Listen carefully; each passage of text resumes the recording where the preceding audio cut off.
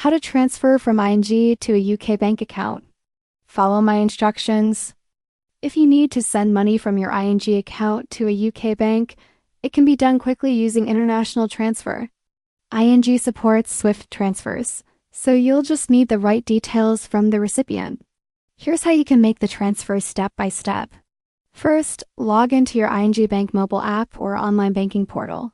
From the dashboard, go to the Payments or Transfers section. Choose International Transfer as your option. Next, enter the recipient's bank details carefully. You'll need the account holder's full name, their UK IBAN, and the bank's SWIFT BIC code. For faster processing, also include the bank name and branch address if requested. Now, type the amount you want to send and select the currency, usually GBP for UK accounts. Check the conversion rate, and any fees may apply for international transfers. Some transfers may take 1 to 3 business days depending on the bank and time of request. Review everything carefully before confirming the transaction.